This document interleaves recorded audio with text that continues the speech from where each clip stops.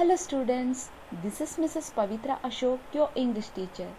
I welcome you all to this offline English class. Students, I am going to show you few pictures. Please look at these pictures and try to recognize it. First one is, tell me what is it? Yes, it is sword. Second one is, exactly, it is bow and arrow. You might have seen this in mythological serial like Mahabharata. Arjuna uses it. Third one is, I know you recognized it, but you don't know its name in English, right? This is known as mace. What is it? Mace. Fourth one is, it looks like an umbrella, but it's not an umbrella. This is known as parasol. What is this? Parasol. Dear students, in today's session we are going to learn the first prose, the heavenly parasol. Please open your English reader, page number 1. I hope you all have opened your textbook. Please look at first pre-reading task. I am going to read it. Please listen carefully. Mace is a simple weapon. It has a heavy wooden or metal shaft, often reinforced with metal, featuring a head made of stones, copper, bronze, iron or steel. It was used in traditional warfare. For example, Bhima and Duryodhana fought with maces in the Mahabharata war. Nowadays, maces are used as symbols of authority in the emblems of a number of government bodies, universities and academic, parliamentary or civic rituals. Students, you can see different types of maces on the screen. You can also see how Bhima and Duryodhana are fighting with each other using their maces. Maces are also used as symbols of authority. You can see how nowadays maces are used as symbols of authority. Here there are 3 questions. First one is, what is a mace? Mace is a heavy club with spiked metal head. Second one is, what are the features of a mace? It is given in your textbook. It has a heavy wooden or metal shaft, often reinforced with metal, featuring a head made of stones, copper, bronze, iron or steel. Third one is, what are the uses of a mace? Maces are used in traditional warfare. Students, now please look at second pre-reading task. Here there are 3 questions. What is a parasol? Where is it used? And why is it used? What is a parasol? Parasol is a light umbrella used to give shade from the sun. Where and why is it used? In olden days, people were using it as a protective device against intense sunlight. Students, we have completed 2 pre-reading tasks. Now your lesson begins. The Heavenly Parasol is a beautiful story of Meghavahana and Amrita Prabha. You will definitely love the story. Please look at first 2 paragraphs. I am going to read it. Please listen carefully. There was once a beautiful princess in the town of Pragjyotisha called Amrita Prabha. When she came of age, the king held a Swayamvara to enable her to choose her husband.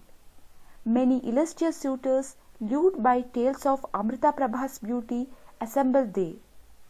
Among them was Meghavahana, the great grandson of a former king of Kashmir. Amrita Prabha shyly cast her eyes over the court and wondered whom she would choose. To Meghavahana's surprise, the princess stopped before him and put the garland around his neck. He rose to his feet, unable to contain his joy. Students, here there is a beautiful princess in the town of Pragjyotisha. Tell me, what is her name? Yes, Amrita Prabha. When she came of age, her father, the king, held a Swayamvara to enable her to choose her husband. Do you know, students, what is Swayamvara? Swayamvara is, in ancient India, it was a practice in which a girl had to choose her husband. Many princes from different towns assembled there. Who was among them? Yes, Meghavahana, the great grandson of a former king of Kashmir. To Meghavahana's surprise, Amrita Prabha stopped before him and put the garland around his neck and chose him as her husband. Here we got two new words, illustrious and lure. Illustrious means famous, lure means attract or invite. Students, now please look at 3rd to 7th paragraphs. The couple moved forward to seek the king's blessings. As the king stepped down from his throne, the priest cried out in surprise, "Your Honor, the parasol of Varuna has cast its shadow over the prince." "It is true," exclaimed the king. "My son, you are favoured by the gods." Meghavahana looked up in surprise, wondering at the meaning of these words. All at once, he saw by his side a beautiful, dazzling white parasol with exquisite decorations that was casting its shadow over him. "This is the parasol of Varuna, the lord of the seas," explained the king. "It cast its shadow on none else but a sovereign of the whole world. You are destined for glory and brilliance." Dazed by these portents and by his good fortune, Meghavahana brought his bride and the divine parasol back home. Students, what happened when Meghavahana and Amrita Prabha moved forward to seek the king's blessings? Yes, the parasol of Varuna has cast its shadow over the prince. Here we understood that Amrita Prabha's father had a beautiful and dazzling parasol which was actually belonged to Lord Varuna. Do you know, students, who is Lord Varuna? Lord Varuna is the lord of the seas. What is the uniqueness of the parasol? It cast its shadow on none else but a sovereign of the whole world. Now it cast its shadow over the prince. By his good fortune, Amrita Prabha's father gave his parasol to Meghavahana. Then Meghavahana returned his town with his bride. Who is his bride? Yes, Amrita Prabha. Here we got 5 new words: cast, exquisite, sovereign, dazed, potent. Cast means spread. Exquisite means extremely beautiful. Sovereign is person holding highest power. Dazed means confused, surprised or bewildered. Potent is sign or warning of an unpleasant future event. Students, now please look at 8th and 9th paragraphs. Upon his return, the ministers of the Kashmir court sought him out and offered the throne to him. "We are dissatisfied with our present ruler," they said. "He has devoted himself to a life of prayer, and the affairs of the kingdom lie neglected. The people suffer because of this. Your noble character and bravery are well known in these parts. Honor us and the land by accepting our offer."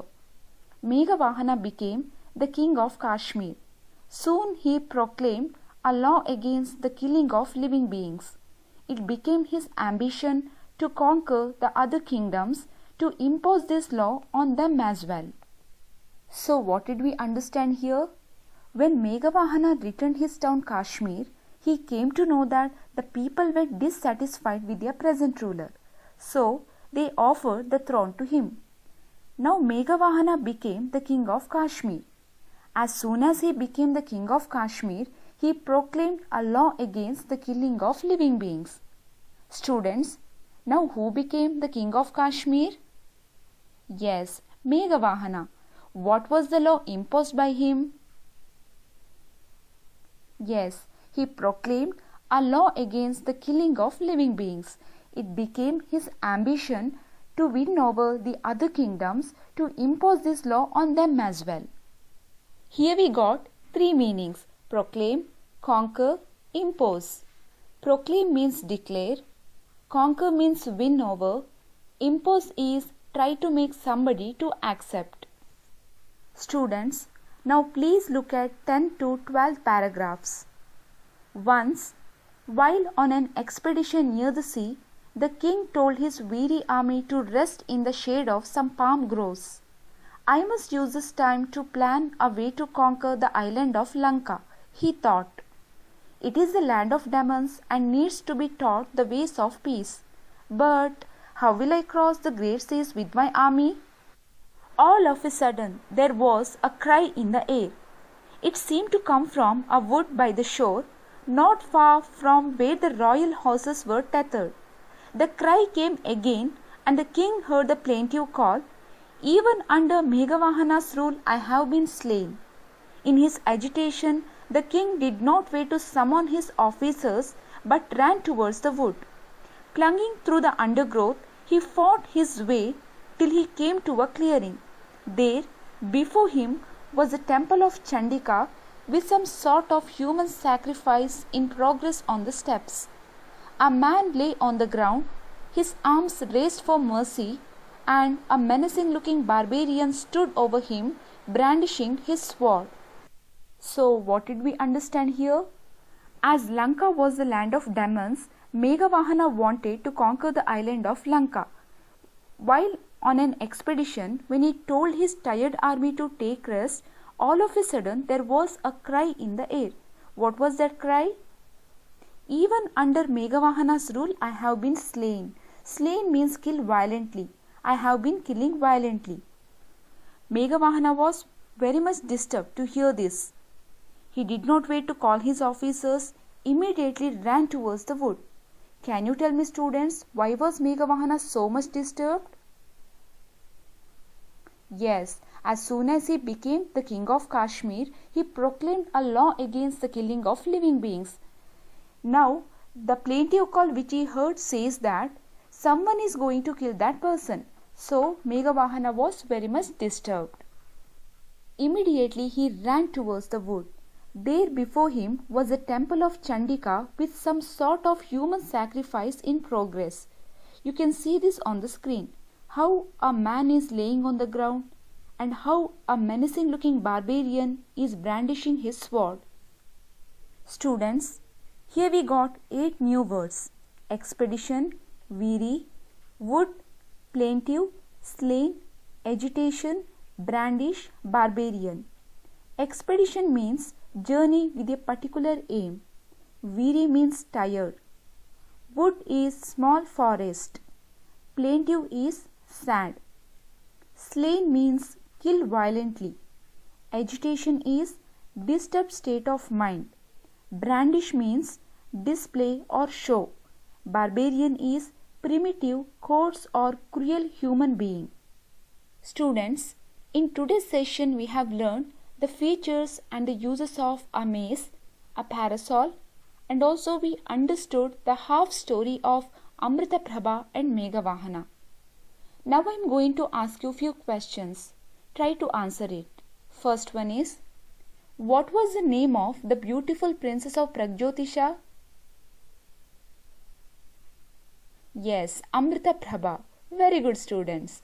Second one is, who was Meghavahana? Meghavahana was the great grandson of the former king of Kashmir. Excellent, students. Third one is, what was the uniqueness of the parasol? Yes, the uniqueness of the parasol is it casts its shadow on none else but the sovereign of the whole world. Very well, students. Dear students, now I am going to end up this session. Your home assignment is you have to read the lesson first 12 paragraphs with right pronunciation. Also study meanings, question answers, read the extracts and grammar. See you in the next session with the remaining half of the story.